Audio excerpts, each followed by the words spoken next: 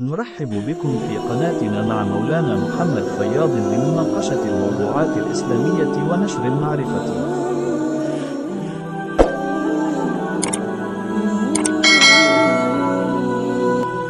حضرت ابراهیم علیه السلام بارک راځي ډېر میلمه دوست د میلمانه بغیر به روټۍ نه خوړله. هغه بارک راځي یو ورځ روټۍ ته ناسو نو چې ته مسلمانو ته په لاس ورنللی مسلمان چېرته نه و. یو غیر مسلمه یو کافر رالی هغه ته چې راځه ما سره روټۍ وخوړه. هغه چې روټۍ دوه درې نوڼۍ وخوړه نو حضرت ابراهیم علیه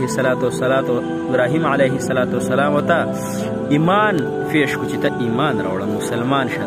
هغه ورته وویل چې سره دوو نوڼو روټۍ د وجې نه به زه خپل دین د اویو د اتیاو کالو دین پرېږدم.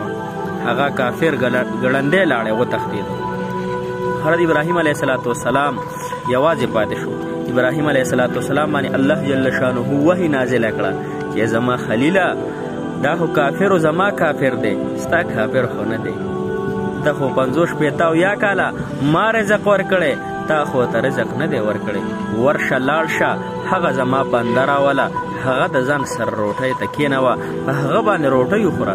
ابراهیم علیه السلام په منډه منډه لاړې هغې کافر ته وی راځه او الله جل شانه په ما باندې وحی نازله کړه. الله جل شانه فرمایي چې دا بنده واپس راوله.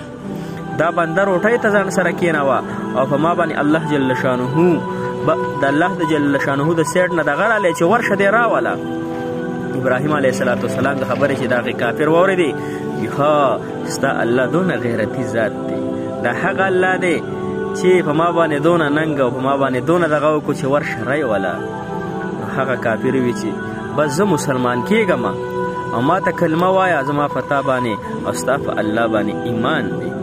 نن منګه د میلمنو نه تنګ راغلي په ټول کلي کې وګرځي زما کور ته چا ښودلی دی. حدیث مبارک کې دا هم راځي مفهوم دی یو صحابي که میلمانه ډېر راتله نو هغه کور والی وي چې دا څنګه دغه دي میلمانه هم موږ که راخلاص دي خو مخه. حضور پاک سلم ته شکایت وکړو. حضور پاک صلی الله علیه وسلم ته صحابي ته وفرمیل چې دی کله تاسو که میلمانه راشي نو دغې کور والا ته دې ووایه چې دی میلمانو شاته لږ وګوري. چې کله هغه میلمانه راله رخصت شو هغه وی چې کله شاته وکتل هغه میلمنو پسې شاته وکتل هغه میلمنو پسې شاته مصیبتونه بلاګانې اجدهاګانې او قسم افتونه هغه ورپسې ور روان. هغه وی توبه ویستله چې آینده به انشاءالله زه د میلمنو ښه قدر او عزت کوم.